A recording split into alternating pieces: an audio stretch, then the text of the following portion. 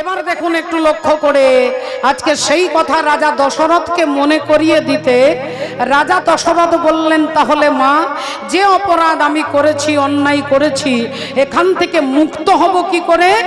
বললেন, বাবা, যদি অপরাধ থেকে মুক্ত হতে চান তাহলে এক কাজ করুন, আপনার বাড়িতে, আপনার রাজ্যে এমন একজন ব্রাহ্মণকে এনে সেবা দেন যিনি আজ পর্যন্ত কারোর বাড়িতে এক গ্লাস জল গ্রহণ করেননি।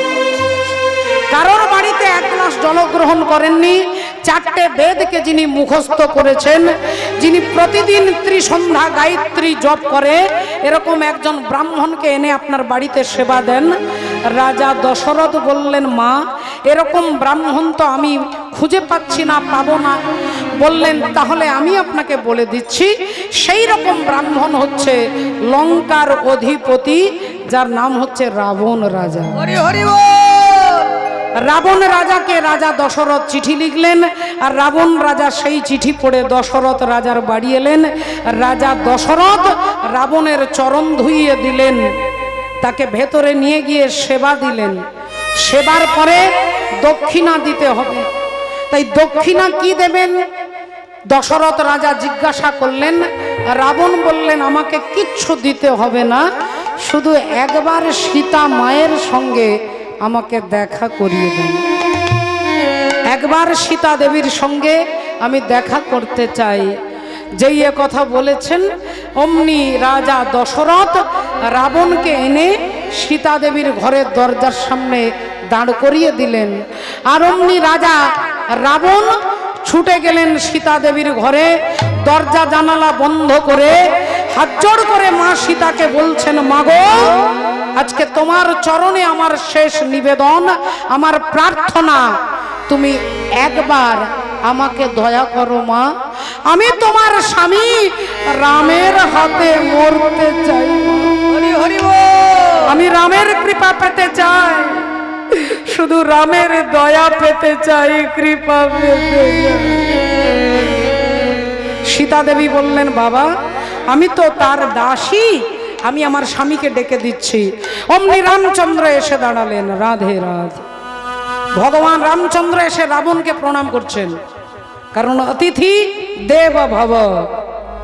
আমাদের সনাতন ধর্মে অতিথিকে ভগবান নারায়ণের সঙ্গে তুলনা করা হয়। অতিথি হচ্ছে নারায়ণ তুল্য, তাই অতিথি দেব ভব। তাই হাত জোড় করে রামচন্দ্র রাবণকে প্রণাম করে বলছেন, বলুন আপনি কি চান?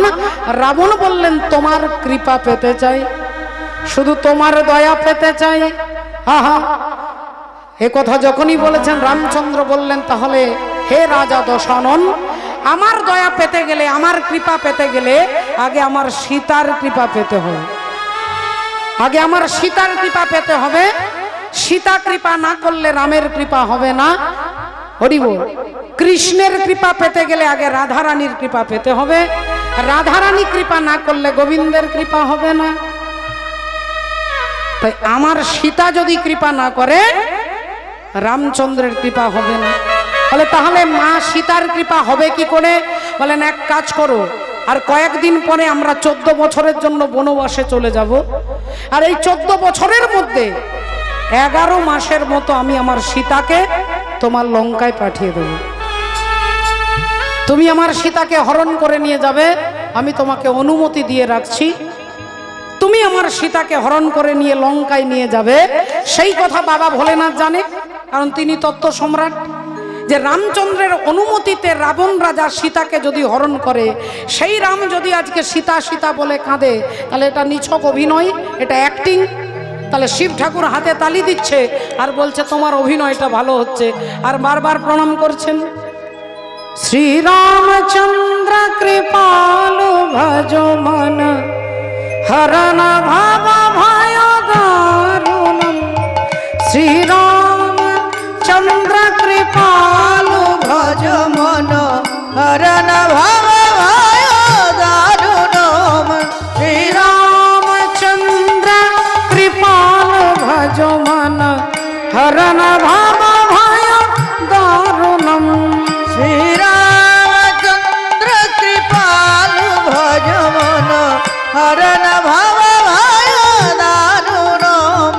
भव कंजलोचन कंज मुख कर कंज पद कंजारुणम श्री रामचंद्र कृपालु भज मन हरण भव भय दारुणम श्री राम श्री राम श्री राम श्री राम श्री राम श्री राम।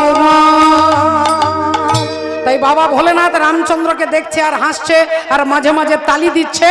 আর ওই যে বললাম সকলের শোনার মানসিকতা একরকম নয়। দুজনেই রামায়ণ শুনেছে গোটা রাত্রি, দুজনেই দেখেছেন, দুজনেই শুনে আজকে দুজনের মনোভাব আলাদা। বাবা ভোলেনাথ হাতে তালি দিচ্ছেন, হাসছেন, আর মা সতী অমনি বলে উঠল, স্বামী একটা কথা বলবো। কি কথা? বলে আমার মনে হচ্ছে সারা রাত্রি যে রামের কথা শুনলাম, যে রামের কথা শুনেছি সেই রাম আর জঙ্গলে যিনি কাঁদছেন এই রাম, এই দুজন কি আলাদা না একজন ব্যক্তি? শিব ঠাকুর বললেন একজন। যার কথা আমরা সারা রাত্রি শুনেছি সেই রাম আর এই জঙ্গলে যিনি কাঁদছেন এই রাম, তিনি একজনই ব্যক্তি। সতী বলে উঠলেন, আমার মনে হচ্ছে রাম কোনো ভগবান নয়। আমার মনে হচ্ছে রাম ভগবান নয়। কেন না, রাম যদি ভগবান হতো তাহলে তিনি জানতেন যে সীতা দেবীকে রাবণ রাজা হরণ করে নিয়ে গেছে। তাহলে তিনি জানতেন, তাহলে তিনি জানেন না বলে একটা গাছকে জিজ্ঞাসা করছে, একটা পাখিকে জিজ্ঞাসা করছে, একটা হরিণকে জিজ্ঞাসা করছে। তাহলে ভগবান হলে তো অন্তর্যামী হবে, আর অন্তর্যামী হলে রাম বুঝতো যে রাবণ হরণ করে নিয়ে গেছে। তাহলে আমার মনে হচ্ছে রাম কোনো ভগবান নয়, আমার মনে হচ্ছে রাম অন্তর্যামী নয়। তাহলে আমি আপনাকে চ্যালেঞ্জ করে বলছি, আমি আপনার রামের কান্না বন্ধ করে দেব। হরি হরি বল। এ কথা যেই বলেছেন বাবা ভোলেনাথ বলছেন, সতী আজ পর্যন্ত যারা যারা রামকে পরীক্ষা করতে গেছে তাদের জীবনে বিপদ ঘনিয়ে এসেছে। যারা যারা ভগবানকে পরীক্ষা করতে গেছে বাবা, আমরা হচ্ছি ভগবানের সৃষ্টি জীব, আমাদের ক্ষমতা নেই, অধিকার নেই আমরা ভগবানকে পরীক্ষা করব। একটা স্কুলের ছাত্রের যোগ্যতা নেই, অধিকার নেই তিনি মাস্টার মশাইকে পরীক্ষা করবেন। মাস্টার মশাইকে তিনি জিজ্ঞাসা করতে পারেন, মাস্টার মশাইয়ের কাছে তিনি জানতে পারেন, কিন্তু তার অধিকার নেই যে তিনি মাস্টারকে পরীক্ষা করবে। তেমনি ভগবানকে পরীক্ষা করার আজ পর্যন্ত যারা যারা পরীক্ষা করতে গেছে তাদের কিন্তু ধ্বংস হয়ে গেছে। তাহলে প্রমাণ হচ্ছে স্বর্গের রাজা ইন্দ্র, ইন্দ্রের একটা ছেলে আর একটা মেয়ে। কি নাম? ছেলের নাম জয়ন্ত আর মেয়ের নাম হচ্ছে জয়ন্তী। সেই জয়ন্ত দেখছেন যে গভীর জঙ্গলে রামচন্দ্র সীতা দেবীর পায়ে নূপুর পরিয়ে দিচ্ছে। সীতা দেবী হাসছেন, রামচন্দ্র পায়ে নূপুর পরিয়ে দিচ্ছে। আর এই দৃশ্যটা দেখে জয়ন্ত বললেন, তুমি কেমন ভগবান আমি পরীক্ষা করব। তিনি সাজলেন কাক। কাক আর কাক সেজে তিনি সীতা দেবীর পায়ে ঠক্কর মেরেছে বাবা। কাকের ধারালো ঠোঁট দিয়ে সীতা দেবীর পায়ে ঠক্কর মেরেছে, আর ঠক্কর মেরেছে যেই অমনি রক্ত পড়ছে আর অমনি জয়ন্ত উড়ে পালাচ্ছে। আর যেই তিনি উড়ে উড়ে চলে যাচ্ছে, রামচন্দ্র দেখলেন তার হাতে তো কোনো ধনুর্বাণ নেই। জয়ন্ত ভাবলেন আমার কিছুই করতে পারবে না, না আছে হাতে গদা, না আছে চক্র, না আছে তলোয়ার, না আছে ধনুর্বাণ, কিছুই নেই, তাহলে আমার তো কিছু করতে পারবে না। জয়ন্ত আনন্দে উড়ে উড়ে যাচ্ছে, আর রামচন্দ্র ঘাস, তিনটে ঘাস মাটি থেকে তুলে নিলেন। একটা ঘাসকে এভাবে বাঁকিয়ে দিলেন, একটা ঘাসকে এভাবে বেঁধে দিলেন, আর একটা ঘাসকে তীর করলেন, হয়ে গেল তীর আর ধনুক। আর সেই ধনুকটা নিয়ে ওই ঘাসটাকে দিয়ে আর জয়ন্তের পেছনে ছেড়ে দিলেন। ভগবান বুঝিয়ে দিচ্ছে যে আমার ব্রহ্মবাণের দরকার হয় না, তিনি সাক্ষাৎ নিজে পরব্রহ্ম, যেটাতে হাত দেবে সেটাই ব্রহ্মবাণ হয়ে যাবে।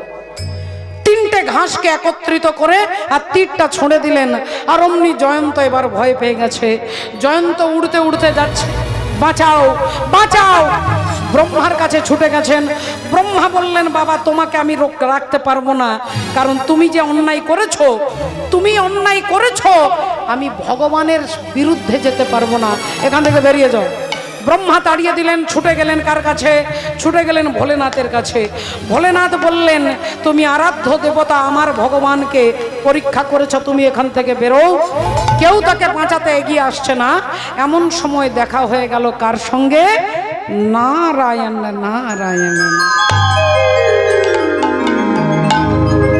নারদ মুনির সঙ্গে দেখা হয়ে গেল। আর অমনি নারদ মুনি বলে উঠলে, দেখো বাবা, যে ভুল তুমি করেছো, এ অপরাধে কেউ তোমাকে বাঁচাতে পারবে না। রাবণ রাজার বাড়িতে 33 কোটি দেবতা রাবণকে ভয় পেত। রাবণের ঘরে মা, স্বয়ং মা চণ্ডী কালভদ্রী, যিনি ভদ্রকালী, রাবণের ঘরে বাঁধা ছিল। রাবণের মাথায় হাত দিয়ে আশীর্বাদ করতেন। সেই রাবণকে কি তারা কেউ বাঁচাতে পারল? যখন রামচন্দ্র রেগে গেলেন, আজ পর্যন্ত কোনো নজির নেই, আজ পর্যন্ত আপনারা শাস্ত্রে দেখাতে পারবেন না যেখানে ভগবান রুষ্ট হয়ে গেছে কোনো দেবী বা কোনো দেবতা তাকে রক্ষা করতে পারবে। আপনি শিবের ভক্ত হন, গণেশের ভক্ত হন, দুর্গার ভক্ত হন, কালীর ভক্ত হন, যদি ভগবান রুষ্ট হয়ে যায়, আপনার আরাধ্য দেবী আপনাকে রক্ষা করতে পারবে না বাবা। হরিব। চাপাল গোপাল অপরাধ করলেন। চাপাল গোপাল প্রতিদিন মা ভবানীর পুজো করতেন। মা ভবানী তাকে কুষ্ঠ ব্যাধি থেকে রক্ষা করতে পারলেন। তুমি যে অন্যায় করেছো, অপরাধ করেছো, তোমাকে কেউ বাঁচাতে পারবে না।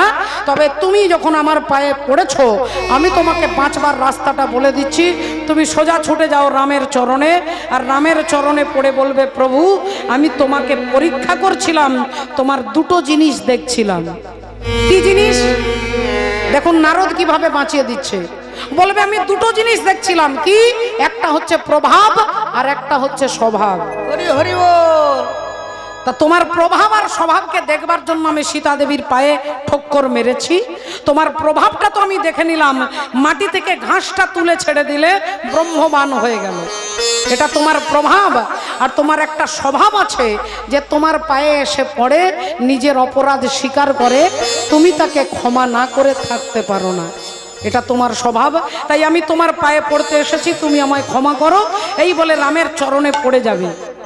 এখন জয়ন্ত দেখলেন আর তো কিছু করার নাই। নারদ মুনি যখন বলছেন, অমনি কাক হয়ে উড়ে উড়ে এসে রামচন্দ্রের পায়ে পড়তে যাবে, কিন্তু রামচন্দ্রের দিকে তাড়াহুড়ো করে লেজটাকে করে দিলেন আর মুখটা করে দিলেন সীতা দেবীর চরণে। মুখটাকে করলেন সীতা দেবীর চরণে আর লেজটাকে করে দিলেন রামের দিকে। আর অমনি সীতা দেবী হেসে উঠলেন। রামচন্দ্র বললেন, আমার ভক্ত যখন তোমাকে ক্ষমা করে দিয়েছে, যাও জয়ন্ত, আমি তোমাকে ক্ষমা করে দিলাম। হরি হরি বল। তাহলে বাবা ভোলেনাথ বললেন, সতী তুমি সেই ভগবানকে পরীক্ষা করতে যাচ্ছ? মা সতী বললেন, হ্যাঁ, আমি চ্যালেঞ্জ করে বলছি, আমি তোমার রামের কান্না বন্ধ করে দেব। আমি চ্যালেঞ্জ করে বলছি, আমি প্রমাণ করে দেব রাম ভগবান নয়। আমি চ্যালেঞ্জ করে বলছি, রাম কোনো অন্তর্যামী নয়। এই তিনটে কথা যখন বারবার বলছে, ভোলেনাথ জানে যারা ভদ্রলোক তারা অসৎ ব্যক্তিকে চেঞ্জ করার কথা চিন্তা করে না, ওই ভদ্রলোক নিজেরাই চেঞ্জ হয়ে যায়, যে এখান থেকে বেরিয়ে চলে যায়। সংসার যখন আপনাকে গুরুত্ব দিচ্ছে না, তখন সংসারের লোকের হাতে পায়ে ধরে কেঁদে কেঁদে নিজের সম্মান আদায় করতে পারবেন না। আপনি যদি ভদ্র হন, তাহলে সেই সংসার পরিত্যাগ করে ভগবত চরণে চলে যাবে। হরি হরি বল। রাবণ লাথি মারল বিভীষণকে। বিভীষণ রাবণের পায়ে ধরে বলেননি, দাদা তুমি ওই জমিটা আমাকে লিখে দাও, দাদা এই ঘরটা আমাকে দাও। যেই লাথি মেরেছে, বিভীষণ বুঝতে পেরেছে যে এই সংসার শেষ জীবনে লাথি মারবে, তাহলে এই সংসার পরিত্যাগ করে রামের চরণে শরণাগত। এই কথাই বলেছেন। আপনারা গানটা শুনেছেন প্রয়াত শিল্পী মান্না দে মহাশয়ের কণ্ঠে। যদিও জড় জগতের গান, আপনি আপনার জীবনে সেই গানটাকে লাগাতে পারবেন যদি সেই গান থেকে আপনি সেই শিক্ষাটা একটু আমরা নিজেদেরকে লক্ষ্য করে দেখি। আমি যে আতর গাতর দানে ভরা, আমারই কাজ হলো যে গন্ধে খুশি করা। কে তারে রাখে মনে ফুরালে হয় গন্ধ যে তার, কে তারে রাখে মনে ফুরালে হয় গন্ধ যে তার। আমি যে জলসাঘরে বেলবাড়ি ঝাড়, আমি যে জলসাঘরে নিশি ফুরালে কেহ চায় না আমায় জানি গো আর। নিশি ফুরালে কেহ চায় না আমায় জানি গো আর। আমি যে জলসাঘরে বেলবাড়ি ঝাড়, আমি যে জলসাঘর। মা সতী কোনো কথা শুনলেন না, বাবা ভোলেনাথ তাকে ছেড়ে চলে গেল। আর সতী কি করলেন? ভাবলেন স্বামীকে আমি প্রমাণ করে দেব, আমি জিতে যাব। তাই সতী সাজলেন সীতা, সতী সীতা সাজলেন। আর সীতা সেজে সীতার মতো রং, সীতার মতো ঢং, সীতার মতো চুল, সীতার মতো কাপড়, সবকিছু অবিকল সীতার মতো সেজে রামচন্দ্র যেখানে কান্নাকাটি করছিলেন সেই রামচন্দ্রের আগের দিকে দাঁড়িয়েছেন বাবা। আর রামচন্দ্রের আগের দিকে দাঁড়িয়ে বলে উঠলেন, স্বামী বলি এই তো আমি এসে গেছি, এই তো আমি এসে গেছি, এই তো আমি এসে গেছি, এই তো আমি এসে গেছি। আর কাঁদিতে হবে না গো, এই তো আমি এসে গেছি। আর কাঁদিতে হবে না গো, এই তো আমি এসে গেছি। আর কাঁদিতে হবে না গো, এই তো আমি এসে গেছি। আর কাঁদিতে হবে না গো, হাসিতা হাসিতা বলে। আর কাঁদিতে হবে না গো, হাসিতা হাসিতা বলে। আর কাঁদিতে হবে না গো, বলি এই তো আমি এসে গেছি। মা সতী রামচন্দ্রের আগের দিকে দাঁড়িয়ে বলছে, আপনি কাঁদবেন না, আমি চলে এসেছি। এই দেখুন আমি চলে এসেছি। আমি আপনাকে পরীক্ষা করছিলাম আপনি আমাকে কত ভালোবাসেন। আমি দেখলাম আপনি গাছকে জড়িয়ে ধরে আমার কথা জিজ্ঞাসা করছেন, আপনি পাখিকে আমার কথা জিজ্ঞাসা করছেন। এই দেখুন আপনি আর কাঁদবেন না, আমি আপনার সীতা চলে এসেছি। আর অমনি রামচন্দ্র দুহাত দিয়ে চোখের জলটাকে মুছে নিলেন, চোখের জলটাকে মুছে নিলেন। আর যেই চোখের জলটা মুছে নিলেন, সতী মনে মনে ভাবছে আমি চ্যালেঞ্জে জিতে গেছি, আমি চ্যালেঞ্জে জিতে গেছি আমার স্বামীর কাছে। আমি বলেছি তোমার রামের কান্না বন্ধ করে দেব। তাই এই তো রাম দুহাত দিয়ে চোখের জলটা মুছে নিলেন। আর ভগবান রামচন্দ্র চোখের জলটা মুছে নিয়ে দুটো হাত জোড় করে বলছেন, মা তুমি আমার প্রণাম নাও, তোমার স্বামী ভোলেনাথ ভালো আছে তো? ও মা, তোমার স্বামী ভোলেনাথ ভালো আছে তো মা? সতী মনে মনে চিন্তা করছে, আমি 2500 টাকা খরচা করে বিউটি পার্লার থেকে সেজে এসেছি, আমি সীতার মতো রং, সীতার মতো ঢং, সীতার মতো চেহারা, আর আমাকে দেখার সঙ্গে সঙ্গে বলছে আপনার স্বামী ভোলেনাথ ভালো আছে তো? তাহলে কি কোথাও কোনো মেকআপ করতে গিয়ে ভুল হয়ে গেছে? এই সতী বারবার নিজের দিকে তাকাচ্ছে আর বারবার কাঁপছে আর বলছে, মানে আপনি কি করে জানলেন যে আমি আপনার সীতা নই? রামচন্দ্র একগাল মিষ্টি হেসে বললেন, মা যিনি আমার সীতা তিনি কখনো আমার আগের দিকে দাঁড়ায় না, তিনি আমার পেছনের দিকে দাঁড়ায়। রামের পেছনে সীতা, সীতার পেছনে প্রভু লক্ষণ। তাহলে আগে লক্ষণ, তারপরে সীতা, তারপরে রাম। কেন? আগে লক্ষণ হচ্ছে গুরুতত্ত্ব, আগে গুরু কৃপা, আর তারপরে সীতা হচ্ছে ভক্তি। গুরুর কৃপার পরে হবে ভক্তি, আর ভক্তির পরে ভগবান। তা তুমি কেমন সীতা যে তুমি আমার আগের দিকে দাঁড়িয়ে আছো?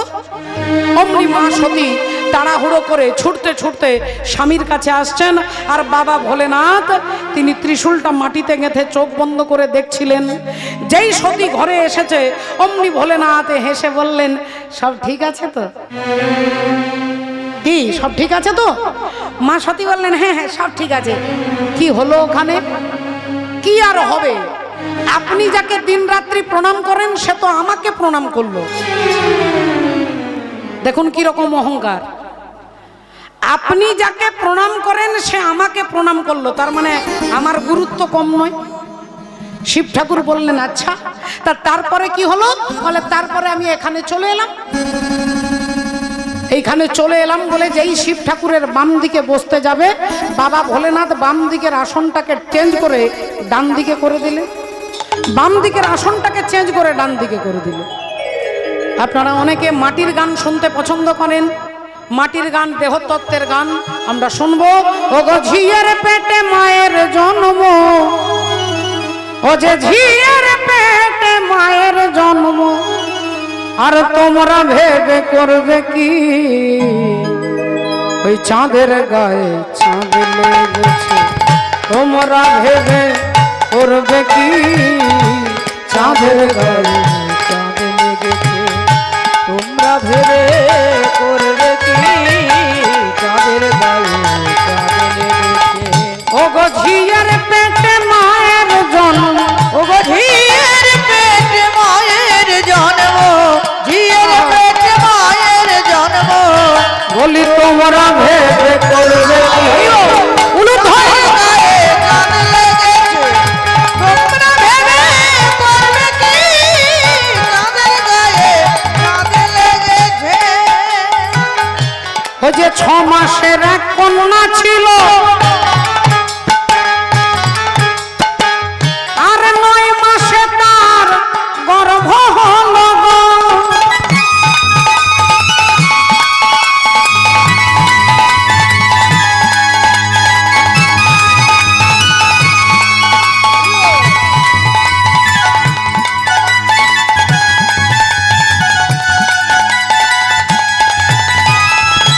ছয় মাসের কন্যা ছিল,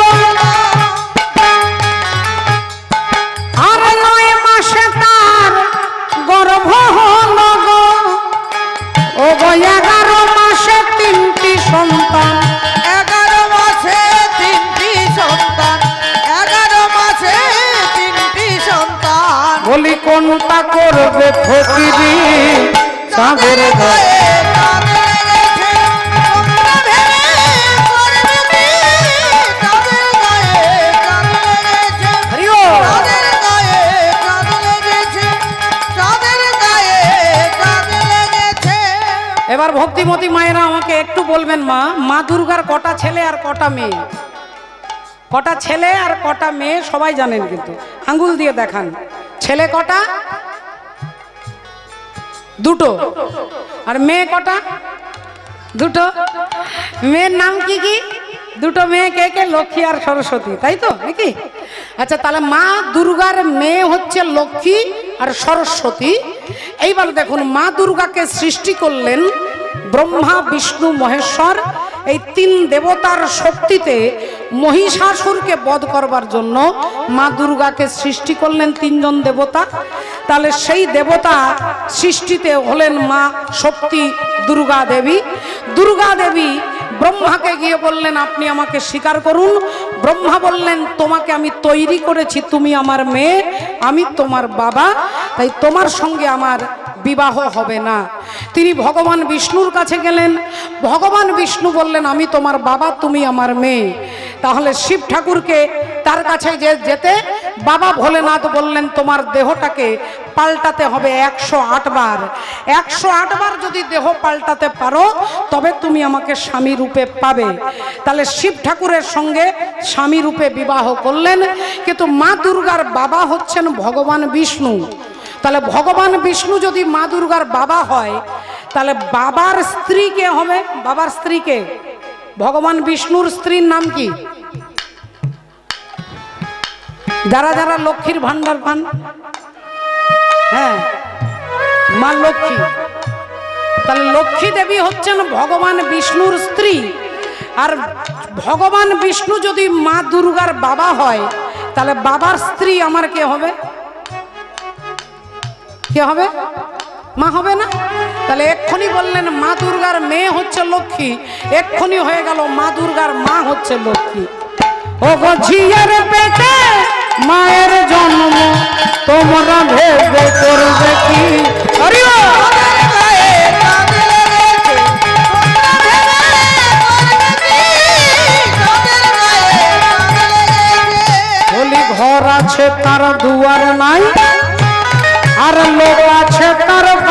নাই গো বলকে তাহারে আহার যোগায় কে বা দেয় সন্ধ্যাবাতি আজ কে তাহারে আহার যোগায় কে বা দেয় সন্ধ্যাবাতি বলি ফকির লালন ভেবে বলে ওগো ছেলে মরে মাকে ছুলে গো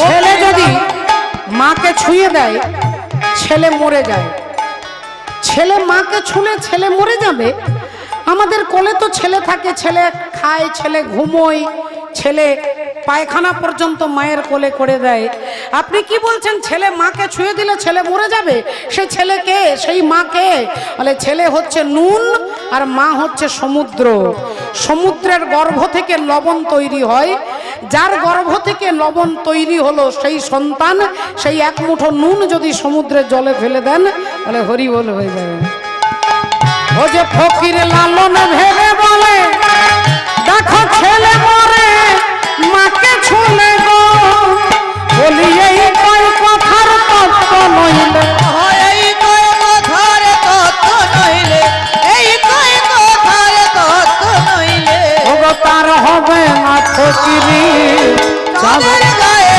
চাঁদ লেগেছে তোমরা ভেবে মরবে কি চাঁদের গায়ে চাঁদ লেগেছে চাঁদের গায়ে চাঁদ লেগেছে চাঁদের গায়ে চাঁদ লেগেছে চাঁদের গায়ে চাঁদ লেগেছে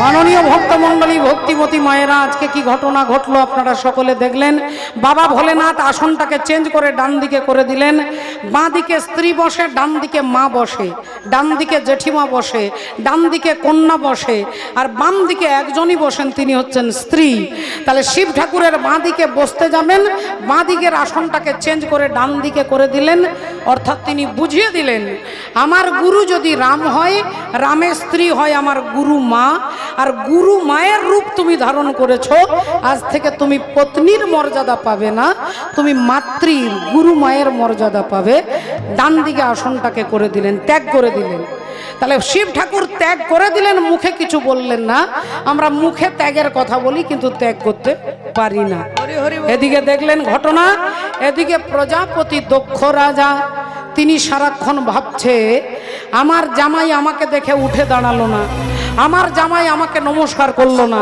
আমার জামাই আমার বিনা অনুমতিতে বেরিয়ে চলে গেল তাহলে এটা তো পুরোপুরি আমাকে অপমান করা হলো না আমি প্রজাপতি দক্ষ রাজা আমার এত বড় একটা সম্মান এত বড় একটা সম্মান আমার মর্যাদাকে ক্ষুণ্ণ করেছে কিন্তু কি করা যাবে এমন সময় দেবতারা পাঠালেন দেবর্ষি নারদকে আর দেবর্ষি নারদ তিনি আসছেন রাধে রাধে প্রজাপতি দক্ষ রাজার কাছে হরি বল হরে কৃষ্ণ ভক্তিমতী মায়েরা দেবর্ষি নারদ আসছেন আমরাও যাব একবার চিৎকার করে বলবো বলো ভগবান কৃষ্ণচন্দ্র কি জয় বলো রাধা রানী কি জয় বলিए भागवत महापुराण की জয় निताई गौर सीतानाथ প্রেমানন্দে হরি বল হরি হরি বল राधा की पायल छम छम बाजे छम छम बाजे पायल राधा रानी नाचे सामने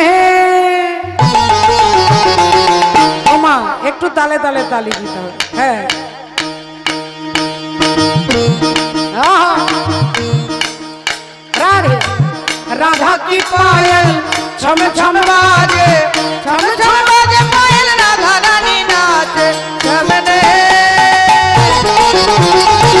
সামনে ছে রাধা রাধা রাধা রাধা দিবানা সামনে ছে রাধা রাধা রাধা রাধা দিবানা राधा की पायल छम छम बाजे छम छम बाजे पायल राधा रानी नाच सामने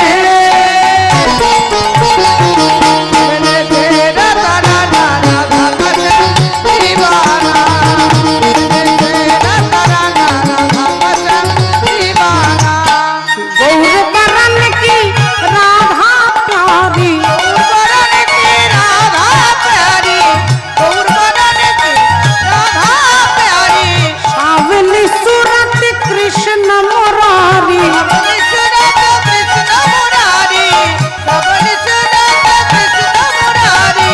प्रेम का मंत्र सुहाना राधा का श्याम दीवाना।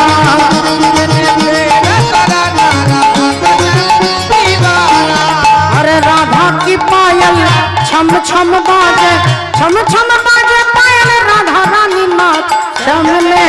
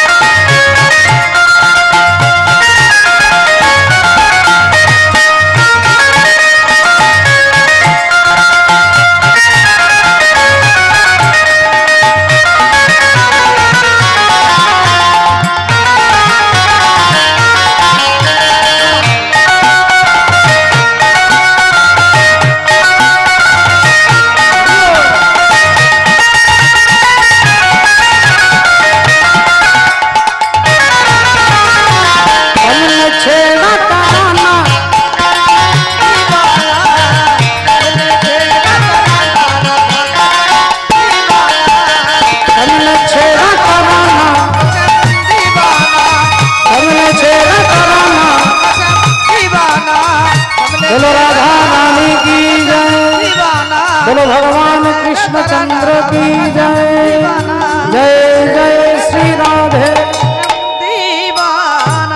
দেবর্ষি নারদ এসে দক্ষ প্রজাপতির কাছে দাঁড়িয়ে বললেন, কি ব্যাপার, আপনার এত সুন্দর চেহারা, এত সুন্দর মুখটা শুকিয়ে বাংলার পাঁচের মতো হয়ে গেছে কেন, কি হয়েছে? দক্ষ প্রজাপতি বললেন, আর বলবেন না, আর বলবেন না, আমাকে ঘোরতর অপমান করা হয়েছে। ভৃগুমুনির যজ্ঞে আমি গিয়েছিলাম, আমাকে দেখে সবাই উঠে দাঁড়ালো, কিন্তু আমার ওই ভাঙড় ভোলা জামাই ওই শিব আমাকে দেখে উঠেও দাঁড়ালো না, আমাকে দেখে হাত জোড় করলো না, আমাকে দেখে মাথা নিচু না করে আমার বিনা অনুমতিতে বেরিয়ে চলে গেল। দেবর্ষি নারদ বললেন, আপনাকে যখন এত বড় অপমান করেছে, আপনিও তাকে একটা অপমান করুন না, আপনিও তাকে অপমানের ব্যবস্থা করুন, আপনিও যজ্ঞ করবেন, যজ্ঞে সবাইকে নেমন্তন্ন করবেন, শুধু শিব ঠাকুরকে বাদ দিয়ে দেবেন।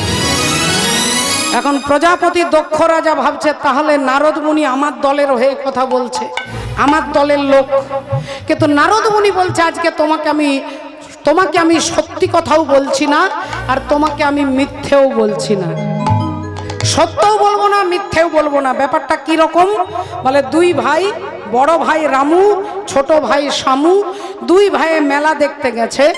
সারাদিন মেলায় ঘুরে ঘুরে ঘুরে সন্ধ্যেবেলায় দুজনের খিদে পেয়েছে।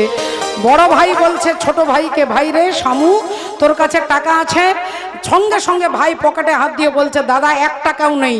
কেন, তোমার নেই? দাদা বলছে আমারও নেই। তাহলে চলো দাদা ঘরে গিয়ে মুড়ি খাবো। দাদা বলল, কিন্তু দোকানে গরম জিলিপি হচ্ছে, জিলিপি খেতে ইচ্ছে করছে। দাদা ইচ্ছে করলে আর কি করবে, পয়সা তো নেই। দাদা বলল, তুই কি যাবি, বিনা পয়সায় খাবো জিলিপি? ভাই বলল, না দাদা, বিনা পয়সায় খাবার আমার ইচ্ছে নেই, তারপরে মার খেতে হবে। ঠিক আছে, তাহলে তোর যখন ভয় তুই দূরে দাঁড়া, আমি যাচ্ছি, বিনা পয়সায় খাবো। রামু চলে এসেছে দোকানে, দোকানদারকে বলছে, দাদা জিলিপি কত? দোকানদার বললেন 225 টাকা। তা দেন তো দাদা, তাড়াতাড়ি 250 দেন, খিদে পেয়েছে। এখন ঠোঙাতে গরম জিলিপি দিয়েছে, আর বড় দাদা ছোট ভাইকে দেখাচ্ছে আর খাচ্ছে, দেখাচ্ছে আর খাচ্ছে, বোঝাচ্ছে যে বিনা পয়সায় খাচ্ছি, দেখ। ভাই ভাবলো 15 মিনিট পরে ভাবছে, তাহলে দাদারও যা হবে আমারও তাই হবে। ভাইও চলে এসেছে, দাদা জিলিপি কত? 25 টাকা 250। দেন তো দাদা, তাড়াতাড়ি দেন। তাকেও দিয়েছে ঠোঙাতে 1 ঠোঙা ভর্তি করে। এখন দুজনেই জিলিপি খেতে খেতে দাদার আগে শেষ হয়ে গেছে। দাদা হাতটা ধুয়ে ভাবছে ছুরুত করে দোকান থেকে বেরিয়ে যাব। আর যেই তিনি বেরোতে যাবে, অমনি দোকানদার দেখে বলে, যায় আপনি আচ্ছা ভদ্রলোক তো মশাই, আপনি জিলিপি খেয়ে হাত ধুয়ে বেরিয়ে চলে যাচ্ছেন, পয়সা দিতে হবে না? অমনি রামু বলে উঠলে, হ্যাঁ আমি তো খুব ভুল করছি, আপনাকে 30 টাকা দিয়েছি, 25 টাকা কেটে 5 টাকা ফেরত দেন। দোকানদার বললেন, আপনি আমাকে পয়সা দিয়েছেন? বলে, আলবাত দিয়েছি, আপনাকে 30 টাকা দিয়েছি, 5 টাকা ফেরত দেন। দোকানদার বলছে, দেখুন দাদা, আমার মেজাজ সন্ধেবেলায় গরম করে দেবেন না, আপনি 1 টাকাও দেননি আমাকে। আর রামু বলছে, আপনাকে 30 টাকা দিয়েছি, এই দুজনের মধ্যে বিশাল ঝগড়া শুরু হয়ে গেছে। এ বলেছে দেয়নি আর ও বলছে আমি দিয়েছি।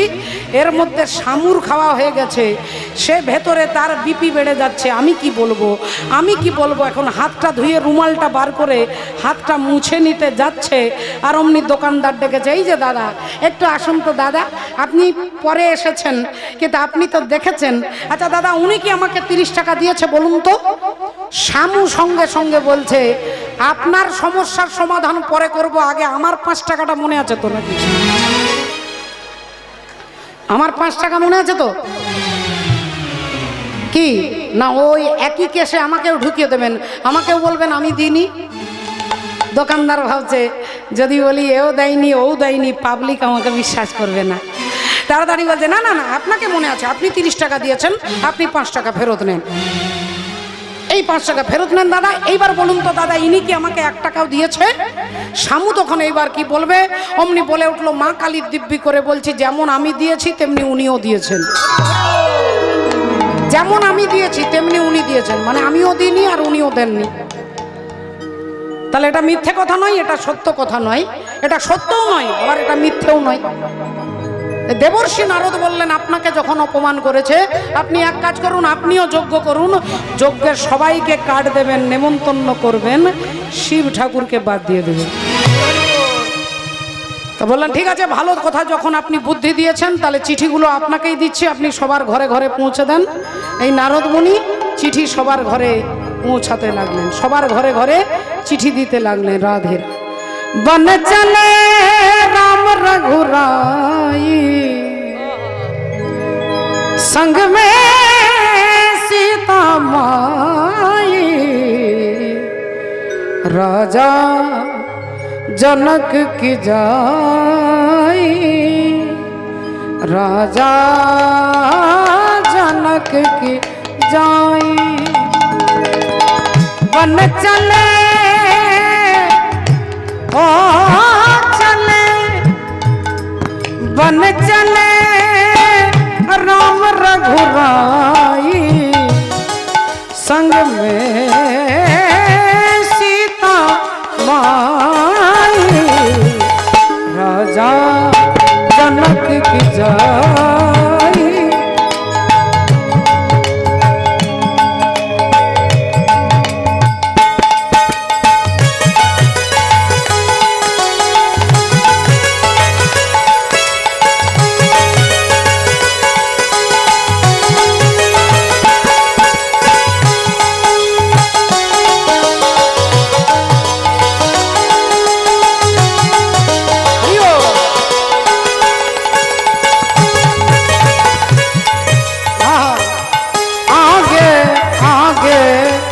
राम चलत है पीछे लक्ष्मण भाई,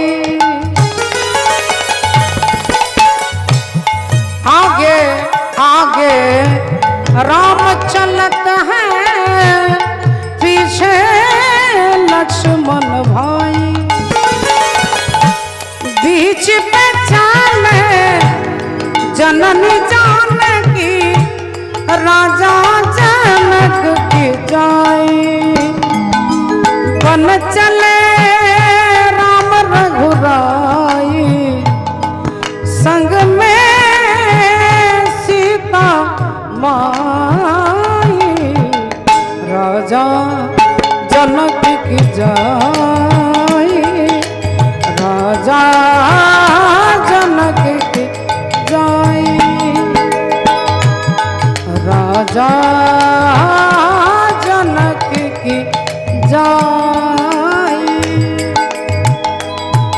দেবর্ষি নারদের হাতে নেমন্তন্ন করার চিঠিগুলো দিয়েছে আর নারদ মুনি সবার ঘরে ঘরে পৌঁছে দিচ্ছেন।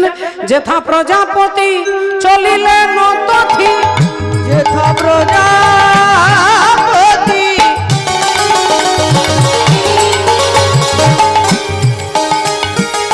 চলিলেন তথি, বিনা যন্ত্র করে লইয়া,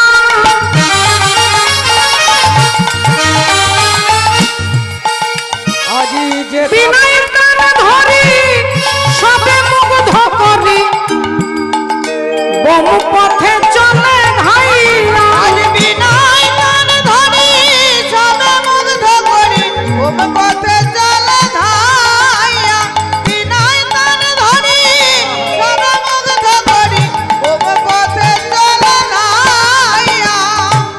সবার ঘরে ঘরে চিঠি পৌঁছে দিলেন বাবা, শুধু শিব ঠাকুরকে বাদ দিয়ে দিলেন।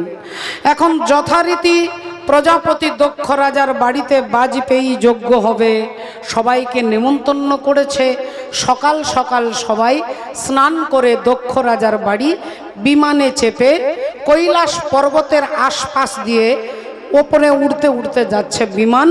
এমন সময় দেখতে পেলেন একজন দেবী, দেখলেন যে মা সতী সকালবেলায় বাগানে ফুল তুলছে, সকালবেলায় ফুল তুলছে।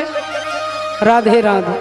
আর তিনি যেই ফুল তুলছেন এই অবস্থায় দেবী বলে উঠল, কিরে এই সতী, এই সতী, আরে এখনো ফুল তুলছিস? তোর বাবার বাড়ি তুই যাসনি? মা সতী অবাক হয়ে বলল, কেন, কি হয়েছে? আমার বাবার ঘরে কি হয়েছে? তোর বাবার বাড়িতে বিরাট যজ্ঞ হচ্ছে, কেন তুই জানিস না? হে মা, আমরা সবাই যাচ্ছি তোর বাপের বাড়ি, আর তুই জানিস না?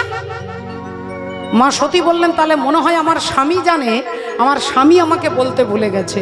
আমার স্বামী তো ভুলে যায়, তাই তার নাম ভোলা। তোমরা যাও, আমি যাচ্ছি। তাড়াতাড়ি ফুল তুলে এনে ভোলে বাবার চরণে দিয়ে বলে উঠলেন, সতী বললেন, আচ্ছা স্বামী একটা কথা বলবো। কি? বলছি আমার বাবার বাড়িতে যজ্ঞ হচ্ছে, আপনি জানেন? শিব ঠাকুর বললেন, হ্যাঁ জানি। তাহলে আপনি যদি জানেন আমাকে আগে থেকে বলেননি কেন? আগে থেকে বললে আমি ব্যাগ ট্যাগ গুছিয়ে রাখতাম। ভোলেনাথ বললেন, এই জন্য বলিনি, কারণ তোমার বাবা আমাকে আর তোমাকে দুজনকেই ত্যাগ করে দিয়েছে। এই অনুষ্ঠানে আমাদের নেমন্তন্ন করেননি, অসম্ভব। আমার বাবার বাড়িতে অনুষ্ঠান হবে, আমি আমার বাবার আদরের মেয়ে, আমার বাবা আমাকে নেমন্তন্ন করবে না, এটা হতেই পারে না, হতেই পারে না। ভোলেনাথ বললেন, দেখো তোমার বাবা তোমাকে আর আমাকে দুজনকেই বাদ দিয়ে দিয়েছে, তার একটাই কারণ, ভুল বোঝাবুঝি হয়ে গেছে। তোমার বাবা গিয়েছিলেন ভৃগুমুনির যজ্ঞে, সেখানে আমিও ছিলাম। সবাই তোমার বাবাকে দেখে উঠে দাঁড়িয়ে নমস্কার করেছে, আর আমি চোখ বন্ধ করে গোবিন্দের ধ্যান করছিলাম। তোমার বাবা আমার বাইরেটা দেখলো, আমার ভেতরটা দেখলো না। আমার বাইরেটা দেখে বিচার করে নিলেন যে আমি ওনার শত্রু। এরকম অনেক সময় আমাদের জীবনে ঘটনা ঘটে থাকে। ঝগড়া নেই, ঝাঁটি নেই, কথা কাটাকাটি কিচ্ছু নেই, কিন্তু দেখা যাবে ওর সঙ্গে আমার কথা বন্ধ হয়ে গেছে। কখন কি হয়ে গেছে আপনি বুঝতে পারবেন না। এরকম ভাই ভাই হতে পারে, দাদা ভাই হতে পারে, ঘরে হতে পারে, গ্রামে হতে পারে, বন্ধু বন্ধু হতে পারে, আপনি বুঝতেই পারবেন না কখন দুজনের মধ্যে শত্রুতা হয়ে গেছে। রাধে রাধে। তাহলে এর মূল কারণটা কি? কারণ হচ্ছে সময় চক্র। রাত্রি 12টার সময় যদি, এখন যদি ফ্যানটা চলে, রাত্রি 12টার সময়, 2টোর সময় ফ্যান যদি জোরে জোরে ঘোরে, আপনি বলবেন, ওরে কে আছিস, ফ্যানের সুইচটাকে বন্ধ কর, ঠান্ডা লাগছে, ঠান্ডা লাগছে। আবার ওই ফ্যানটাকেই যখন জ্যৈষ্ঠ মাসে রাত্রি 12টায় চালিয়ে দেবে, আপনি বলবেন, আহ কি আরাম লাগছে, আনন্দ লাগছে। তাহলে ওই ফ্যানটাই তো চেঞ্জ হয়ে যাচ্ছে না, ঘরটাও চেঞ্জ হচ্ছে না, সুইচ বোর্ডটাও চেঞ্জ হচ্ছে না, ঘোরার কায়দাটাও চেঞ্জ হচ্ছে না, কিন্তু কখনো আপনার বাতাসটা মিষ্টি লাগছে আর কখন তাকে বিষ লাগছে। এর মূল কারণটা কি না, সময়টা চেঞ্জ হয়ে যাচ্ছে। শীতকালে বাতাসটাকে বিষ লাগছে আর গ্রীষ্মকালে অমৃত লাগছে। তাহলে সময় যখন পরিবর্তন হয়ে যাবে, আজকে আপনার মনে হচ্ছে বন্ধু, যদি বন্ধুর সঙ্গে সময়টা আপনার খারাপ চলে, দেখবেন ঝগড়া নেই, কিছু নেই, কথা কাটাকাটি হয়ে কথা বন্ধ। তাহলে বাবা ভোলেনাথ বললেন, তোমার বাবা আমাকে ভুল বুঝে নিয়েছে, আমি চোখ বন্ধ করে গোবিন্দের ধ্যান করছিলাম, আমি তোমার বাবাকে প্রণাম করতে পারিনি, কিন্তু অন্তরে শ্রদ্ধা করেছি। তোমার বাবা আমার অন্তরটা দেখেননি, আমার বাইরেটা থেকে বিচার করে নিলেন যে আমি ওনার শত্রু, আর সেই জন্য তোমার বাবা আমাকে নেমন্তন্ন করেনি, আর আমার কারণে তোমাকেও নেমন্তন্ন করেনি। মা সতী বললেন, অসম্ভব, অসম্ভব, আমার বাবা এটা করতেই পারে না। আচ্ছা যদি আমি ধরে নিলাম আমার বাবা ভুলেই গেছে নেমন্তন্ন করতে, তা ভুলে গেলে আপনি যাবেন না? শিব ঠাকুর বললেন, 3 জনের বাড়ি বিনা নেমন্তন্নে আপনি যেতে পারবেন। এক হচ্ছে গুরুর বাড়ি, 2 হচ্ছে বন্ধুর বাড়ি, আর 3 হচ্ছে হিতৈষীর বাড়ি। এই 3 জনের বাড়ি আপনি বিনা নেমন্তন্নে যেতে পারবেন। বাবা ভোলেনাথ বললেন, তোমার বাবা যদি আমাকে নেমন্তন্ন করতে ভুলে যেত, আমি 100 বার তোমার বাবার বাড়ি যেতাম, কিন্তু তোমার বাবা আমাকে ভুলে যাননি, আমাকে ইচ্ছে করে বাদ দিয়ে দিয়েছে। তাই যেখানে ইচ্ছে করে বাদ দিয়েছে সেখানে উনি অস্বস্তিতে পড়ে যাবে, তাই বলছি না যাওয়াই ভালো। সতী বললেন ঠিক আছে আপনাকে যেতে হবে না, আমি যাচ্ছি, আপনাকে যেতে হবে না, আমি চললাম। দেখো সতী তুমি যেও না, তুমি সহ্য করতে পারবে না। মা সতী কোনো কথা শুনলেন না, স্বামীকে প্রণাম করে আর যে কাপড়টা পরেছিল ওই কাপড় পরেই ছুট। ভোলেনাথ নন্দী আর ভিঙ্গিকে পাঠাচ্ছেন বাবু। দেখুন ভক্তমণ্ডলী, ভক্তিমতী মায়েরা, প্রেস্টিজ আলাদা জিনিস আর ভক্তি আলাদা জিনিস। বৈষ্ণবের সম্পর্কে বললেন ত্রিনাদপি শুনিছেন ও তারো রিব সহিষ্ণু না অমানি না মানো দেন কীর্তনিয়া সদাহরি। যে জায়গাটায় দাঁড়িয়ে শিব ঠাকুর কথা বলছেন সেই জায়গাটাই কিন্তু পৌঁছাতে মা সতী পারছেন না। মা সতীর প্রেস্টিজ আছে, মা সতীর অভিমান আছে, মা সতীর অভিমান যে আমি দক্ষ রাজার মেয়ে, তাই ভেতরে প্রেস্টিজ, আর যেখানে প্রেস্টিজ সেখানে অপমানের ভয়। যাদের প্রেস্টিজ আছে তাদের কথায় কথায় অপমানের ভয় থাকবে বাবা। রাধে রাধে। ভক্তমণ্ডলী, ভক্তিমতী মায়ের, আপনাদের কাছে সত্যিকারের ঘটনা বলবো। হরি বল, রাধে রাধে। উত্তরপ্রদেশে করলি বলে একটা জায়গা আছে, আপনারা যদি কখনো করলিতে গোবিন্দজির মন্দির যান, ওই মন্দিরে আজও ভগবান গোবিন্দজির আরতির পরে একজনের নাম উচ্চারণ করেন। তিনি হচ্ছেন কে না, তার নাম হচ্ছে কালো খাঁ। বুঝতেই পারছেন টাইটেলটাতে, তিনি কোনো হিন্দু নন, তিনি একজন মুসলিম। আর তিনি অর্থনৈতিক অভাবে সংসারের টানে সেই গোবিন্দ মন্দিরের বাইরে তিনি ঝাড়ু দিতেন। শান্ত স্বভাবের ভদ্রলোক, অর্থনৈতিক পরিস্থিতি খারাপ, তাই তিনি মন্দিরে ঝাড়ু দেন। ঝাড়ু দিয়ে যতটুকু পান সংসার কোনো রকমে চলে। বাড়িতে স্ত্রী আছে, মা আছে, আর কেউ নেই। এখন ঝাড়ু দেয় স্বাভাবিকভাবে, কখনো কখনো মাঝে মাঝে ভগবান গোবিন্দর দিকে তার এক ঝলক তাকানো হয়ে যায়। আর এই এক ঝলক তাকাতে তাকাতে ভগবানের প্রতি তার অসীম প্রেম জন্মে যায়। আগে মাঝে মাঝে তাকাতো, এখন প্রতিদিন তাকায়। প্রতিদিন তাকাতে তাকাতে প্রতি ঘন্টায় ঘন্টায় তাকায়, ঘন্টায় ঘন্টায় থেকে মিনিটে মিনিটে তাকায়। ভগবানের প্রতি তার প্রেম হয়ে গেল। কিন্তু মুসলিম যেহেতু বাড়ির লোকে অনেক কিছু বলে, তিনি কোনোদিন কিছু বলে না, শুধু মাঝে মাঝে গোবিন্দজিউকে দেখে। কখনো আরতি হচ্ছে, কখনো শৃঙ্গার হচ্ছে, কখনো দাঁড়িয়ে আছেন তিনি। আর এই রূপটা দেখে তার ভেতরটা কি যেন কনকন করে ওঠে, আনন্দের হৃদয়টা ভরে ওঠে। কিন্তু তার নিজস্ব কোনো চাওয়া পাওয়া নেই, তিনি অল্পেই সন্তুষ্ট। কিন্তু সাংসারিক মানুষ, বাড়ির মা আছে, স্ত্রী আছে, বিয়ে 8 বছর হয়ে গেছে, কোনো সন্তান নেই। মাঝে মাঝে বলে যে তুই এই খানদানে জন্মগ্রহণ করে তুই শুধু গোবিন্দ গোবিন্দ করিস, তোর লজ্জা করা উচিত। তুই অন্তত সারাদিনে একবার আমাদের আল্লাহকে স্মরণ করবি, তাকে দাওয়াত করবি, তাকে প্রণাম করবি। তোর কিছুই মনে থাকে না, সারাক্ষণ পেছনে বলতে থাকে। কিন্তু তিনি এ কান দিয়ে শোনেন, ও কান দিয়ে বার করে দেন। মনটা খারাপ হয়ে গেলেই গোবিন্দজিউর দিকে তাকায়, আর তাকালেই তার কি যেন একটা অনির্বচনীয় আনন্দ ভেতরে অনুভব হয়। একদিন স্ত্রী আর মায়ের খোঁচাতে তিনি মনে মনে বলছে, ঠাকুর আমার কিছু দরকার নেই, আমি আমার দরকারের জন্য বলছি না, কিন্তু সংসারে যে জ্বালা, যে যন্ত্রণা, ঘরে গেলেই তোমার কথা আমাকে শুনতে হয়। তাই হে দয়াময়, যাতে এই কথাটা শুনে আমার মনে ব্যথা না লাগে, যাতে তোমার বদনাম না শুনতে হয়, আমাকে একটা সন্তান দিও ঠাকুর, একটা সন্তান দিও। শুধু ওদের মুখগুলো যাতে বন্ধ হয়ে যায়। ওমা ভগবান গোবিন্দজির কৃপায় দেখতে দেখতে তার স্ত্রী গর্ভবতী হলেন। সবাই আনন্দ। সেদিন থেকে আর বিশেষ কিছু বলেন না। আবার সন্তান হলো। রাধে রাধে। সংসারে একটার পর একটা যেমন অশান্তি লেগে থাকে, সেইভাবে এইবার সংসার চলছে না, দারিদ্রতার মধ্যে দিয়ে। এখন ছেলে দেখতে দেখতে 5 বছর বয়স, আর ছেলে একদিন তিনি খেলা করতে বন্ধুদের সঙ্গে গেছে, আর একটা বিষধর সর্প তার ছেলেকে দংশন করেছে। কেউ এসে বলে দিয়েছে তার স্ত্রীকে যে তোমার ছেলেকে সাপে কামড়েছে।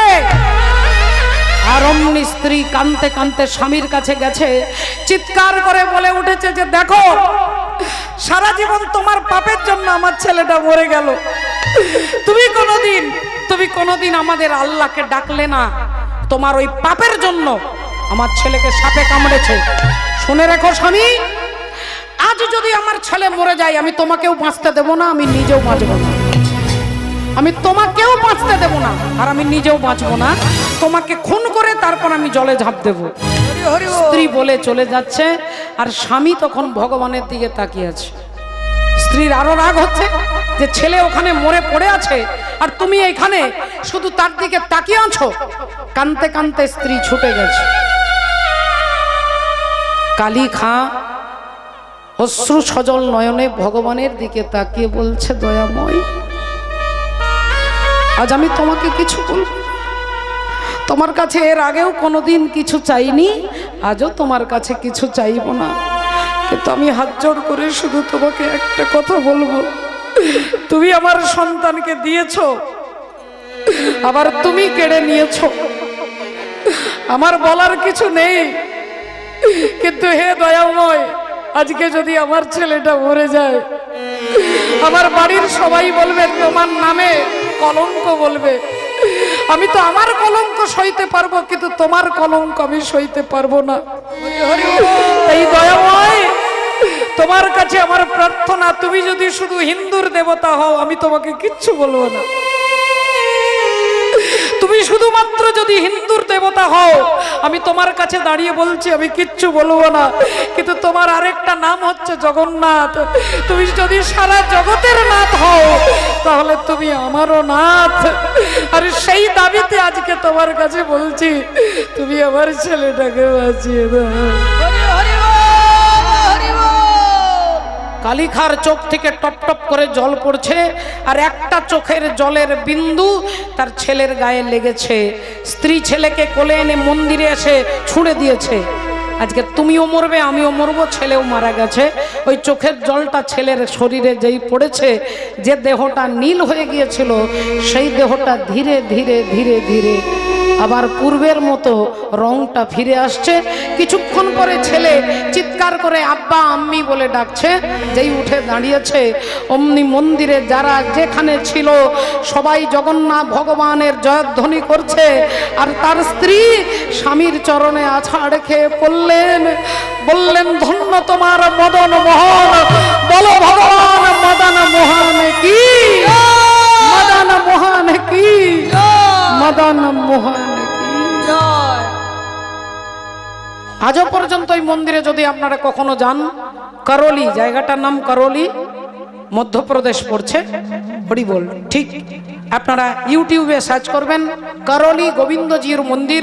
ওখানে আরতির পরে এই কালী খাঁয়ের নাম উচ্চারণ করা হয় এখনো পর্যন্ত। তার নামে মদন মোহনকে প্রণাম করা হয়।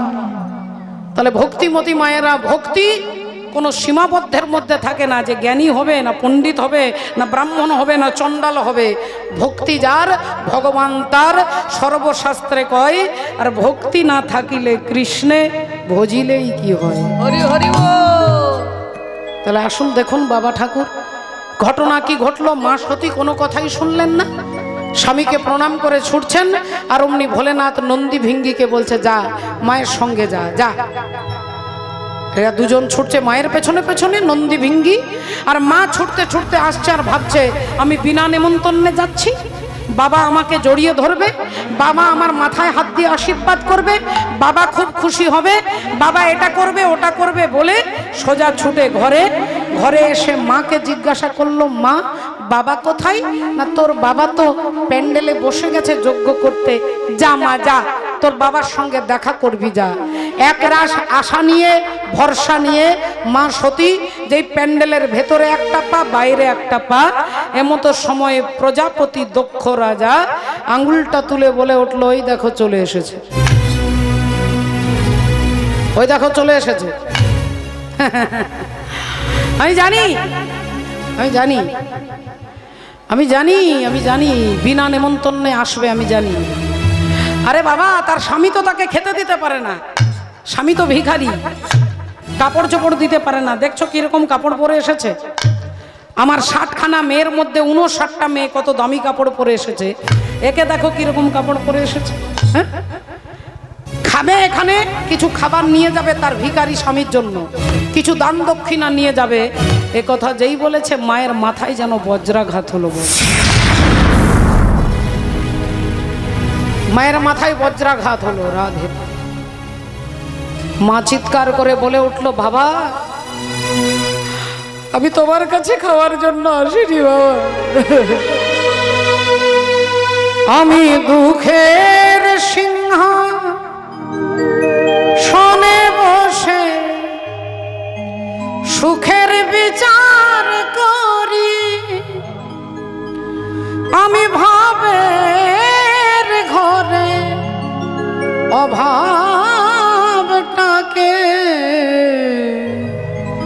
আখর দিয়ে ভরি, আমি দুঃখের সিংহাসনে বসে সুখের বিচার করি, আমি ভাবের ঘরে অভাবটাকে আখর দিয়ে ভরি, আমায় বেঁধে রাখে বলো এবং সে ধীর কই, আমার জল ছবিতে রং মেলাবে এমন আবির কই। কত বড় কথা। মা সতী কাঁদছেন আর কাঁদতে কাঁদতে বলছেন, বাবা তোমার ঘরে আমি খাওয়ার জন্য আসিনি বাবা, আমি খাওয়ার জন্য আসিনি, আমি কিছু দান নেওয়ার জন্য আসিনি বাবা, আমি তোমার কাছে জানতে চেয়েছি যেখানে সবাইকে তুমি নেমন্তন্ন করেছো সেখানে আমার স্বামীকে কেন বাদ দিয়ে দিয়েছো, সেখানে আমার স্বামীকে কেন বাদ দিয়েছো। প্রজাপতি দক্ষ রাজা বললেন, তোর স্বামীর যোগ্যতা আছে নাকি এরকম ভদ্রদের কাছে বসে আমার অনুষ্ঠানে অংশগ্রহণ করবার? তোর স্বামীর কোনো ক্যাটাগরি আছে? তোর স্বামী শ্মশানে চিতার উপরে বসে থাকে, তোর স্বামী ভূত প্রেতের সঙ্গ করে, তোর স্বামী ছোট লোকের মতো আচরণ করে। চিৎকার করে বলে উঠলেন, বাবা আর একটাও শব্দ নয় বাবা, আর একটাও শব্দ তোমার মুখ থেকে আমি আমার স্বামীর নিন্দা শুনবো না, আমি তোমার মুখ থেকে আমার স্বামীর নিন্দা শুনবো না। আমার স্বামী হচ্ছে সত্যম শিবম সুন্দরম, আমার স্বামী হচ্ছে মঙ্গলময়। যেখানে আমার স্বামী নেই সেখানে মঙ্গল হতে পারে না। আমার স্বামীকে এই যজ্ঞে বাদ দিয়ে দিয়েছো, এই যজ্ঞের ফল কখনো মঙ্গল হতে পারে না। এখানে হরিনাম যজ্ঞ হচ্ছে, যদি এই কমিটির দাদাদের জিজ্ঞাসা করেন কেন কীর্তন করাচ্ছেন, এত পরিশ্রম করে রাত্রির পর রাত্রি জেগে এত চাঁদা করে ভিক্ষা করে কেন কীর্তন করাচ্ছেন, তারা একটাই জবাব দেবে, গোটা গ্রামের কল্যাণের জন্য। তাহলে এখানে কল্যাণ যুক্ত, তাই এখানে বাবা ভোলেনাথ আছে। আর যেখানে বাবা ভোলেনাথ নেই সেখানে মঙ্গল হতে পারে না। তুমি তোমার অহংকারের জন্য, তোমার বৈভব প্রকাশ করবার জন্য তুমি যজ্ঞ করছো, তাই আমি তোমার মুখ থেকে আমার স্বামীর নিন্দা শুনবো না। চলে যা, চলে যা তোর স্বামীর কাছে। মা বললেন, বাবা সে সুযোগ যে আমার নেই, আমি অনেক আশা করে এসেছিলাম বিনা নেমন্তন্নে তোমার কাছে তোমাকে আনন্দ দেব বলে। আমার স্বামী আমাকে বারবার নিষেধ করেছিল, কিন্তু স্বামীর কোনো কথা না শুনে আমি এসেছি, তাই আমি না পারবো স্বামীর ঘরে যেতে আর না পারবো তোমার ঘরে থাকতে। আমার জন্য একটাই রাস্তা খোলা আছে, একটাই রাস্তা খোলা আছে। जन जन के प्रिय राम लखन सिए बन को जाते हैं। नियति भाग्य विधि ना तेरी लेख किसी का समझनाते हैं। जन जन के राम लखन सिय वन को जाते हैं। সবই নিয়তি। তাই মা সতী আগুনে ঝাঁপ দিচ্ছে। আজ শিব নিন্দা শুনে সতী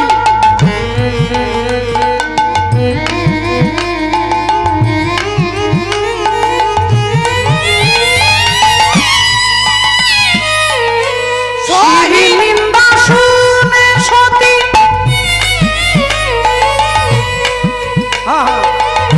সহিতে নারিল শিব নিন্দা শুনে সতী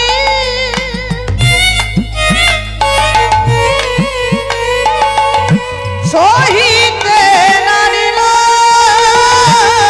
যজ্ঞ কুণ্ডে গিয়ে মাতা আগুনে ঝাঁপ দিল। কুণ্ডে গিয়ে মাতা আগুনে ঝাঁপ দিল। কুণ্ডে গিয়ে মাতা আগুনে ঝাঁপ দিল।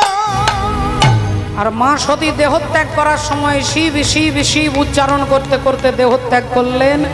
আগুনের মধ্যে ঝাঁপ দিয়ে আত্মহত্যা করলেন। যারা যজ্ঞের অনুষ্ঠানে এসেছিল কেউ আর কোনো কথা বলতে পারলেন না। কেউ বুকে হাত দিয়ে, কেউ মুখে হাত দিয়ে, কেউ কপালে হাত, কেউ মাথায় হাত, সকলে নিস্তব্ধ হয়ে গেলেন। নন্দী ভিঙ্গি ছুটে গিয়ে মায়ের পা দুটো জড়িয়ে ধরে বললেন, মা চিরকালের মতো আমাদের ছেড়ে চলে গেলে মা, একবারের জন্য আমাদের কথা ভেবে দেখলে না? একবারের জন্য ভাবলে না যে আমাদের কি হবে? মা মাগো মা, আমায় ছেড়ে কোথাও তুমি চলে যেও না। মা মাগো মা, কাজের দিনে কিংবা ছুটির দিনে এলে যেন চোখ চাইলে দেখি তোমায় চোখ ভরে। কোন দুঃখ পেলে মন ভাঙলে পাই যেন মা তোমার সান্ত্বনা। মা মাগো মা। নন্দী ভিঙ্গি কানতে কানতে ছুটতে ছুটতে যাচ্ছেন বাবা ভোলেনাথের কাছে। ভোলেনাথকে গিয়ে বলবে যে মা আর কোনোদিন আসবে না। কি করে বলবো, এ কথা ভাবতেই অজ্ঞান হয়ে যাচ্ছে। আবার জ্ঞান ফিরছে, আবার ছুটছে। আর এদিকে বাবা ভোলেনাথ সদা প্রসন্নম, প্রশান্ত বদনে আনন্দে ত্রিশূল মাটিতে গেঁথে চোখ বন্ধ করে গোবিন্দের ভজন করছেন।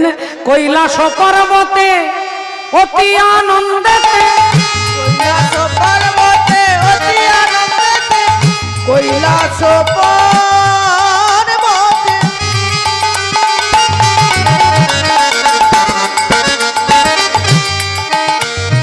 অতি আনন্দেতে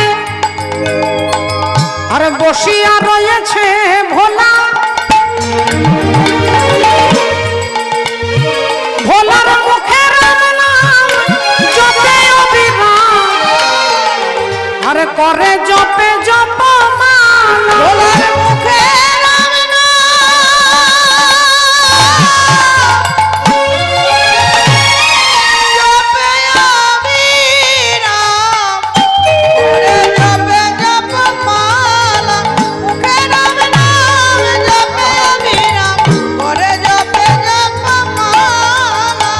বলি হরি হরি হরি বলে, হরি হরি হরি বলে, হরি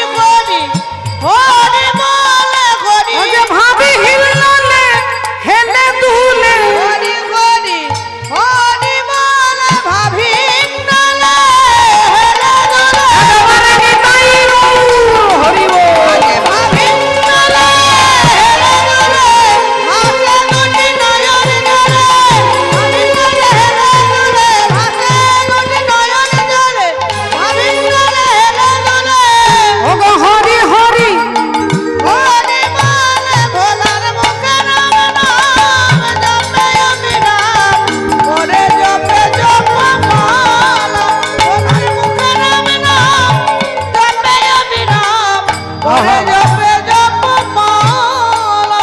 নন্দী ভিঙ্গি এসে আছাড় খেয়ে পড়লেন, বাবা সর্বনাশ হয়ে গেছে, বাবা সর্বনাশ হয়ে গেছে। বাবা বললেন, কি হয়েছে? তোদের মা কোথায়? বাবা, মা আর কোনোদিন আসবে না বাবা, কোনোদিন আসবে না। কেন? আপনার শ্বশুর মশাই আপনার নিন্দা করছিল, আর মা সহ্য করতে না পেরে আগুনে ঝাঁপ দিয়ে আত্মহত্যা করেছে। একথা যেই বলেছেন অমনি বাবা ভোলেনাথ মাথা থেকে একটা জটা ছিঁড়ে আর জটাটা মাটির মধ্যে যেই আছাড় দিয়ে ফেলেছে, অমনি একজন অসুর দাঁড়িয়ে হাত জোড় করে বাবাকে প্রণাম করে বলছেন, বাবা আমার নাম কি? না, তোমার নাম হচ্ছে বীরভদ্র। বাবা, আমাকে আপনি সৃষ্টি করলেন কেন? কি কাজ আমার? না, তোমার কাজ হচ্ছে প্রজাপতি দক্ষ রাজা যে অহংকারের যজ্ঞ করছে, ওই যজ্ঞটাকে পণ্ড করে দেওয়া, নষ্ট করে দেওয়াই তোমার কাজ। বীরভদ্র বলছে, তাহলে বাবা আমি চললাম। ভূত প্রেত ব্রহ্মদৈত্যী সবাইকে নিয়ে যাচ্ছে। ওগো আগে যাই বীরভদ্র, পিছে ভূতগণ। আগে যায় বীরভদ্র, পিছে ভূতগণ। চলে যায়, যায় গো। চলে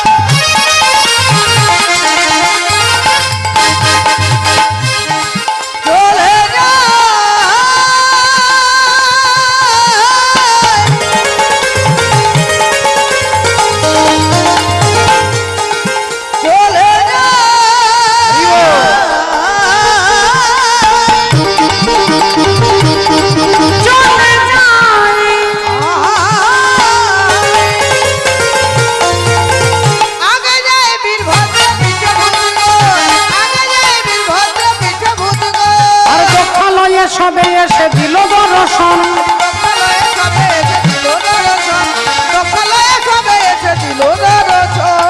দক্ষ রাজার বাড়ি এসে আগে প্যান্ডেলটা, যজ্ঞের প্যান্ডেলটাকে ভেঙে দিলেন, চারিদিকে জল ছিটিয়ে দিলেন, কোথাও ফুলের মালা ছিঁড়ে ফেললেন, এলোমেলো করে দিলেন সমস্ত জিনিস। আর অমনি বীরভদ্র গিয়ে আগুনের মধ্যে প্রসাব করে নিভিয়ে দিলেন। আগুনটা যে নিভে গেল, প্রজাপতি দক্ষ রাজা রেগে বলে উঠল, তোদের মালিক যেমন ছোট লোক, তোরাও সেই রকম ছোট লোক। বীরভদ্র মালিকের নিন্দা সহ্য করতে না পেরে ত্রিশূলটাকে ছুঁড়ে দিলেন, আর অমনি দক্ষ রাজার মুন্ডটা কাটা হয়ে গেল। মুন্ড গিয়ে পড়লো দূরে, ধড়টা পড়লো মাটিতে। দক্ষ রাজার পত্নী মা প্রসূতি দেবী কাঁদতে কাঁদতে ছুটে যাচ্ছে ভোলেনাথের কাছে। ভোলেনাথের পায়ে ধরে বলছে, আমি আপনার শাশুড়ি মাতা, আমি জানি আমার স্বামী বৈষ্ণব অপরাধ করেছে। কেউ আমার স্বামীকে যতক্ষণ আপনি না ক্ষমা করবেন, আপনার কাছে আপনার চরণেই অপরাধ করেছে, আপনি ক্ষমা না করলে কেউ ক্ষমা করবে না। আপনি দয়া করে আমাকে বিধবা করতে পারেন না, আমি আপনার শাশুড়ি মা, আমার স্বামীকে বাঁচিয়ে দেবে। ভোলেনাথের কাছে এমনিতে কাঁদলেই তিনি অল্পে গলে যায় বাবা, অল্পেই ভুলে যায় সবকিছু, তাই তার নামই হচ্ছে ভোলা। তিনি যখন দেখছে শাশুড়ি মাতা পায়ে ধরে কাঁদছে, চোখের জলটা পায়ে পড়ছে, তিনি বললেন, আচ্ছা আচ্ছা আচ্ছা আচ্ছা, কাঁদবেন না কাঁদবেন না, আপনি মা এক কাজ করুন, আমি আপনাকে কথা দিচ্ছি, আর আপনার স্বামীকে আমি বাঁচিয়ে দেব। দেবতাদেরকে বলছে, যাও তো এনার স্বামীর মুন্ডটাকে নিয়ে এসো। দেবতারাও পরিষ্কার জানিয়ে দিলেন, যে মুখ দিয়ে তোমার নিন্দা করেছে সেই মুন্ডটা আমরা ফেরত দেব না। তাহলে কি হবে? আমি তো কথা দিয়েছি। বলে, কথা দিয়েছেন, এবার আপনি রক্ষা করুন। অগত্যা কি করলেন? বাবা ভোলেনাথ দক্ষ রাজার মাথায় ছাগলের মুন্ডটাকে বসিয়ে দিলেন। ছাগ মুন্ড বসিয়ে দিলেন কেন? ছাগল কিরকম ডাকে মা? বাহ, এরা ভালো রিহার্সাল করেছে। হ্যাঁ হ্যাঁ, হরি বলো। ছাগল ম্যা ম্যা বলে ডাকে, ম্যা ম্যা ম্যা। ম্যা মানে কি? ম্যা মানে আমি, ম্যা মানে আমি। আর অহংকারী ব্যক্তি যারা, তারা আমি কথাটাই বেশি বলে। আমি এই হরিনামে 50,000 টাকা চাঁদা দিয়েছি, আমি ওর মেয়ের বিয়েতে 20,000 টাকা দিয়েছি, আমি ওখানে একটা জায়গা কিনে দিয়েছি, আমি এই জায়গাটা দান করেছি, আমি এটা করেছি ওটা করেছি। আমি কথাটা অহংকারী যারা, তারা বলে। দক্ষ রাজা যে অহংকারী, তিনি যে সারাক্ষণ আমি আমি আমি আমি করতেন, তাই ছাগলের মুন্ডটা তার মাথায় বসিয়ে দিলেন। তিনি ক্ষমা ভিক্ষা টিক্ষা চেয়ে হাত জোড় করে ক্ষমা চেয়ে ফিরে গেলেন। আর বাবা ভোলেনাথ মা সতীর মরা দেহটাকে কাঁধে তুলে নিলেন, আর কাঁধে তুলে নিয়ে তাণ্ডব নৃত্য করছেন। দেবতারা চেষ্টা করছেন শিব ঠাকুরকে শান্ত করবার জন্য। জটাটবি গল জল প্রবাহ পাবিগস্থলে গলে বলম বলম্বিত ভুজঙ্গ তুঙ্গ মালিক ডমট ডমট ডমট ডম ইনা ডমর জমর জব চকার চাণ্ড তাণ্ডব তনোতু না শিব শিবম। जटा कटाह संभ्रम भ्रम निलिंप निर्जरी विलोल बीची वल्लरी विराजमान मूर्धनि धगत धगत धगत धगत ललाट पट्ट पावके किशोर चंद्रशेखरे रति प्रतीक्षण मम। धराधरेन्द्र नंदिनी विलास बंधु बंधुरा सूरत दिगंत पातरे दिगंत पान पातरे धगत धगत धगत धगत ललाट पट्ट पावके किशोर चंद्रशेखरे रति प्रतीक्षण मम। ओम नमो शिवाय। ओम नमो शिवाय। ओम नमो शिवाय।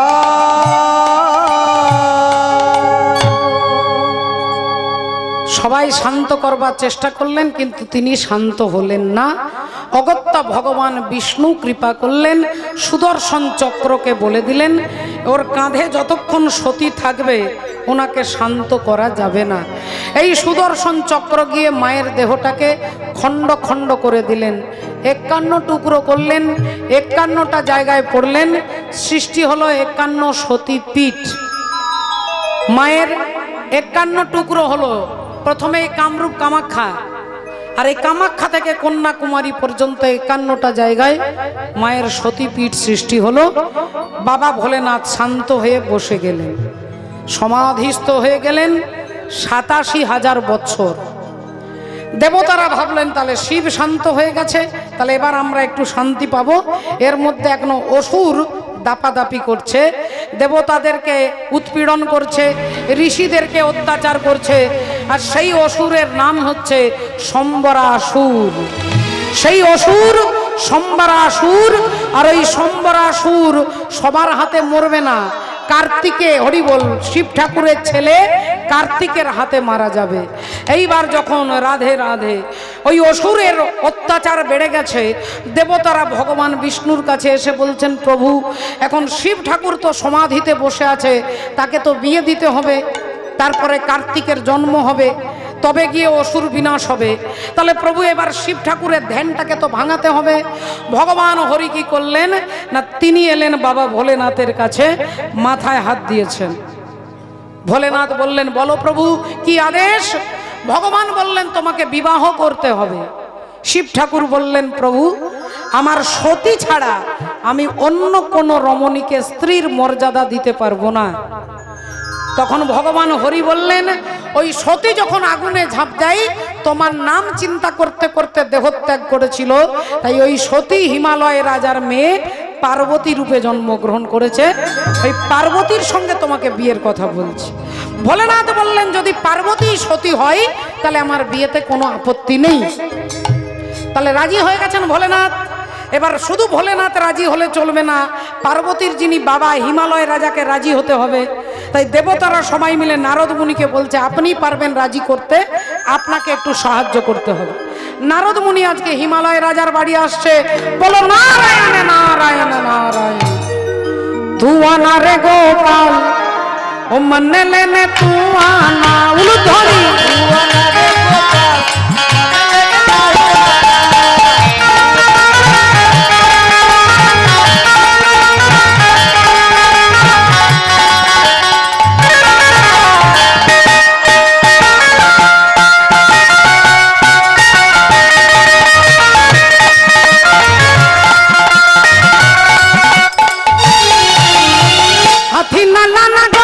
ঘোড়ে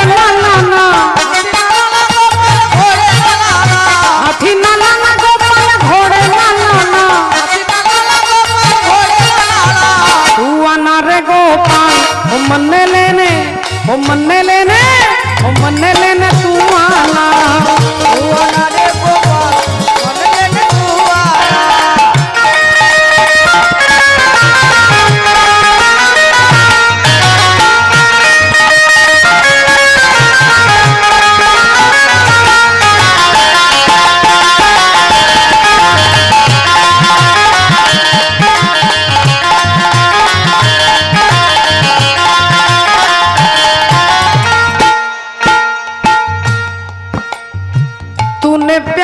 जो इतना ज्यादा किया, तूने प्यार जो इतना ज्यादा किया, मैं तेरी हो गई मैंने वादा किया, मैं तेरी हो गई मैंने वादा किया।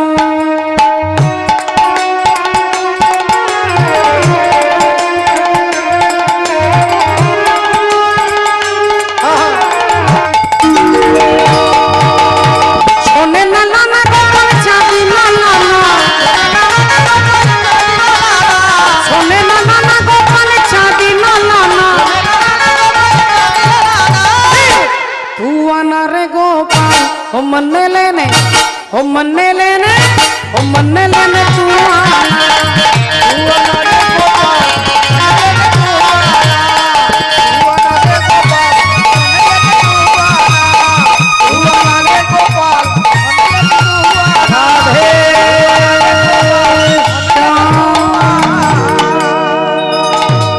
হিমালয় রাজা দরজায় যেই দাঁড়িয়েছেন, রাজা হিমালয় সকাল বেলায় বৈষ্ণবকে দেখে অবনত মস্তকে প্রণাম করে ভেতরে নিয়ে এলেন।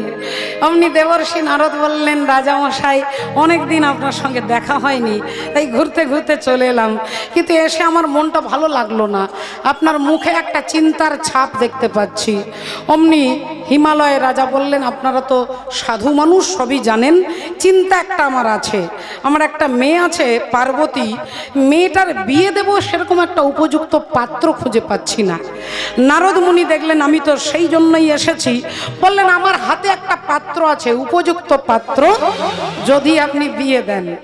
হিমালয় রাজা বললেন, আপনার হাতে পাত্র, তাহলে তো নিঃসন্দেহে ভালো হবে, তবু একটু জেনে নি ছেলেটার নাম কি।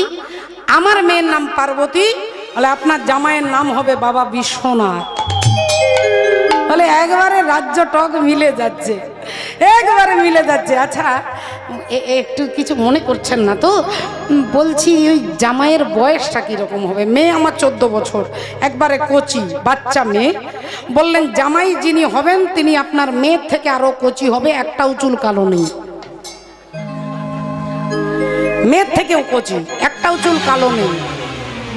ইনি শুনছেন তাড়াহুড়োতে, একটাও চুল সাদা নেই। তাহলে তো খুব ভাল লাগছে। আচ্ছা বলছি বলছি ওই জামাই একটু ফেমাস হবে তো? ফেমাস মানে স্বর্গমর্ত পাতাল বিখ্যাত হবে। বলে ওরে বাবা, আর কি চাই, আর কি চাই? বলছি ওই কোয়ালিটি কিছু গুণাগুণ, বলে এমন একটা গুণ আছে দক্ষিণ 24 পরগনা জেলার কোনো জামাইয়ের সেই গুণ নেই। কি গুণ? বলে ভিতর আর বাহির সমান। মানুষের ভিতর আলাদা, বাহির আলাদা, আপনার জামাইয়ের ভিতর বাহির সমান। বললেন তাহলে তো এটা বিশাল কোয়ালিটি। তাহলে আগত এই যে চৈত্র মাসে রাধে হরিবোল শিব চতুর্দশীতে, রাধে ফাল্গুন মাসে যেটা পড়ছে, শিব চতুর্দশীতে আপনার নির্বাচিত পাত্রের সঙ্গে আমার মেয়ে পার্বতীর বিয়ে হবে, ফাইনাল হয়ে গেল। এখন বিবাহ ফাইনাল হয়ে গেল, রাধে রাধে সব কথা বলা হয়ে গেল। নারদ মুনি চলে এলেন, দেবতাদেরকে জানিয়ে দিলেন বিয়ে হচ্ছে শিব চতুর্দশীর দিনে। দেবতারা আনন্দে নেচে উঠলেন, সব বরযাত্রী যাবে, যোগী ঋষি মুনি গন্ধর্ব সবাই যাবে। এখন রাত্রিবেলায় ভোলেনাথ বসে আছে, একদল ভূত এসে বলছে, বাবা ও বাবা, সব নাকে নাকে কথা বলছে, মা কেউ ভালো করে কথা বলতে পারে। ও বাবা, আমরা তোমার বিয়েতে মাছ চাঁদতে যাবো। বাবা বললো, হ্যাঁ রে, তোরা ভূত পেতনি, তোরা কি যাবি? না আমরা কোনোদিন বর চাঁদতে যাইনি, কোনোদিন বিয়ে বাড়ি যায়নি। এ তো মহা মুশকিল। আরে তোরা কি বরযাত্রী যাবি? বাবা কোনো মানুষকে ধরে ফেললে লঙ্কা পোড়া দিয়ে, সরষে পোড়া দিয়ে তাড়িয়ে দেয়, আমরা কি বরযাত্রী যেতে পারবো না। বাবা বললো, আচ্ছা তোরা কাঁদিস না, এমনিতেই তোদের টোনটা কান্নার মতো, আরো কাঁদলে কিরকম লাগবে, কাঁদিস না। আমার বিয়েতে যাবি, একটু দূরে দূরে যাস, সবাই এগিয়ে যাবে, তোরা অনেকটা পেছনে পেছনে অন্ধকারে যাস, কেমন? তখন ভূতেরাও যাবে, রাজি হয়ে গেল। এর মধ্যে বিয়ের দিন চলে এসেছে। দেবতারা দামি দামি পোশাক গয়না অলংকার পরে শিব ঠাকুরের বিয়েতে এসে দেখছে বাবা ভোলেনাথ দিগম্বর দাঁড়িয়ে আছে। ইন্দ্র বললেন, কি ব্যাপার, আজকে বিয়ে আপনার মনে আছে তো? শিব ঠাকুর বললেন, হ্যাঁ মনে আছে। তাহলে যান আলমারি থেকে ধুতি পাঞ্জাবি বার করে নিয়ে আসুন, পরিয়ে দিচ্ছি। ভোলেনাথ বললেন বাবা আমার ঘরে আলমারি নেই। আচ্ছা যান বাক্স থেকে ধুতি পাঞ্জাবি বার করুন। না বাবা সত্যি কথা আমার ঘরে বাক্সও নেই। তাহলে আলনা থেকে ধুতি পাঞ্জাবি নিয়ে আসুন। না বাবা আমার কাছে আলনাও নেই। তাহলে আলমারি নেই, বাক্স নেই, আলনা নেই, জামা কাপড় কোথায় রাখেন, না কোন ঘরের কোথায় রাখেন? না বাবা সত্যি কথা বলতে আমার ঘরটাই তো নেই, ঘরও নেই। বলে না শ্মশানে বাস করি। তাহলে বিয়ে করতে যাবেন আপনি? রাধে রাধে। বিয়ে করতে যাবেন, আপনার কি এতটুকু বোধ নেই? কিছু তো একটা আজকে ম্যানেজ করে রাখতে পারতেন। বলে একটা ম্যানেজ করা আছে, ওই বাঘ ছালটা অনেক দিন পড়ে আছে। তা যান ওই বাঘ ছালটাকে নিয়ে আসুন। এখন পবন দেবতা বাঘ ছাল এনে দিয়েছে। বাবা ভোলেনাথ কোমরে জড়াচ্ছে, খুলে যাচ্ছে, কোমরে জড়াচ্ছে, ভারী খুলে যাচ্ছে। তা পবন দেবতা বলছে আপনি একটা দড়ি বেঁধে নিন কোমরে। শিব ঠাকুর বললেন বাবা আমার ঘরে তো দড়ি নেই। ও দড়িটাও নেই? না দড়ি নেই। তাহলে এবার কি হবে? না না আপনারা মাথা খারাপ করবেন না, আমি দেখে নিচ্ছি। একটা মোটা সাপ এনে কোমরে জড়িয়ে দিয়েছি। সাপটাকে বাবা বলছে দেখ বাবা আজকে প্রেস্টিজ তোর হাতে, তুই এটা ছেড়ে দিস না, তুই এটা ধরে থাকবি, তোর খাবারের ব্যবস্থার গ্যারেন্টি আমি নিচ্ছি। সাপ তখন বলছে বাবা আপনি আমার খাবারের গ্যারেন্টি নেবেন, আমি আপনাকে LIC কোম্পানির গ্যারেন্টি দিচ্ছি, এই বাঘ ছাল আমি ছাড়বো না। কোমরে সাপ, গলায় সাপ, হাতে সাপ, কানে সাপ, মাথায় সাপ, সাপের গয়না পরেছে, একটা অদ্ভুত লাগছে। এরপরে ইন্দ্র বলছে তাহলে গয়নাগাটির কি হবে? না সাপের গয়না পরেছি। তারা বিয়ে করতে যাবেন, একটু পাউডার টাউডার ব্যবস্থা। হ্যাঁ হ্যাঁ হ্যাঁ পাউডারের ব্যবস্থা গতকাল থেকেই করে রেখেছি। কালকেই একজন মারা গিয়েছিল, তার গরম ছাইটাকে কৌটোর মধ্যে ঢুকিয়ে রেখেছি। এই তো জীবন, হিংসা বিবাদ লোভ ক্ষোভিতে চিতাতেই সব হয়, চিতাতেই সব এই তো জীবন। তত্ত্বের সম্রাট ভোলেনাথ সাপের গয়না পরেছেন, ছাই ভস্য মেখেছেন। কেন? বলে দেহটা আপনার যতই দামি হোক না কেন, মন্ত্রী হন, নেতা হন, ডাক্তার হন, কীর্তনিয়া হন, যেই হন না কেন, এই দেহটার অন্তিম পরিণতি হচ্ছে এক মুঠো ছাই। ছাই ভস্য মেখেছেন, বাঘ ছাল পরেছেন, সাপের গয়না পরে ষাঁড়ের পিঠে চেপে বিয়ে করতে যাচ্ছেন। সবাই বরযাত্রী নাচ করছে, ভোলেনাথও নাচ করছে। বম বম বম বম ভোলে ও বাবা চলে হেলে দুলে,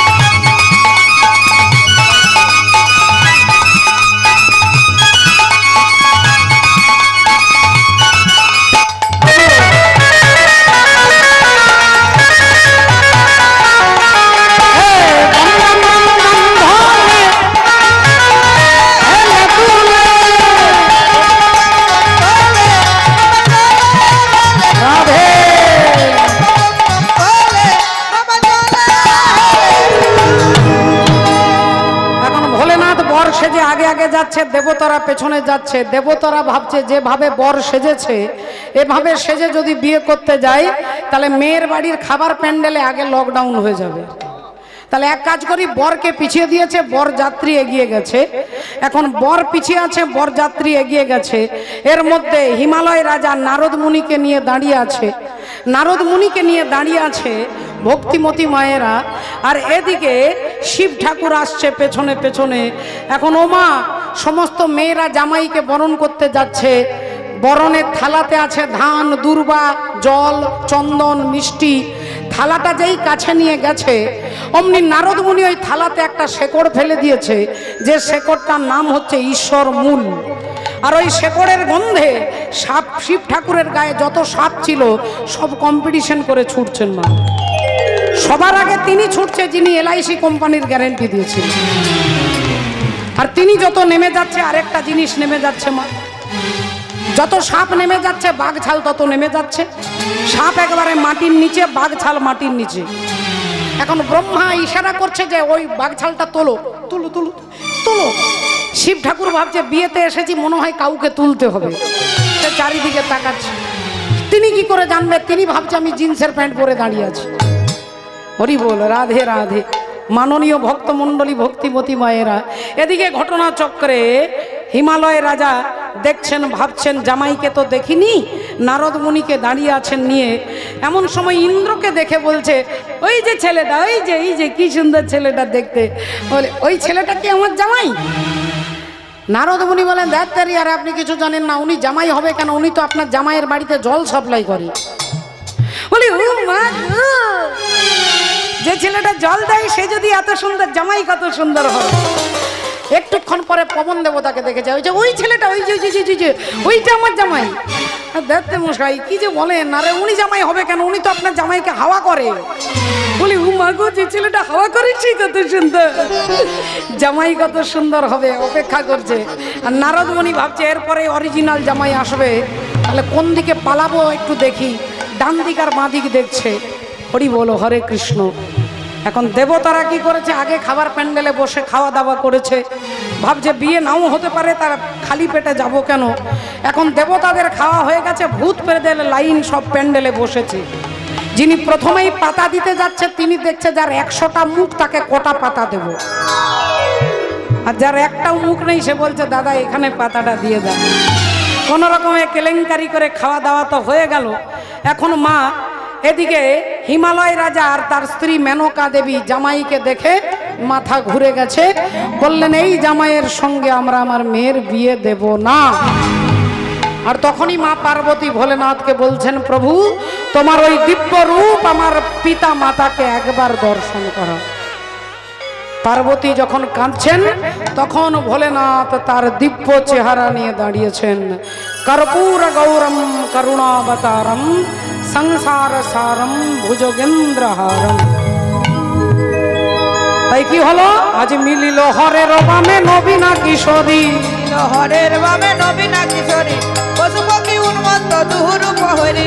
প্রেম ভরে তরুলতা পড়ে লোটাইয়া, ভরে তরুলতা পড়ে লোটাইয়া, চরণ পরশ করে লোটাইয়া লোটাইয়া, চরণ পরশ করে লোটাইয়া লোটাইয়া, সবে মিলে জয় দাও বল হরি হরি।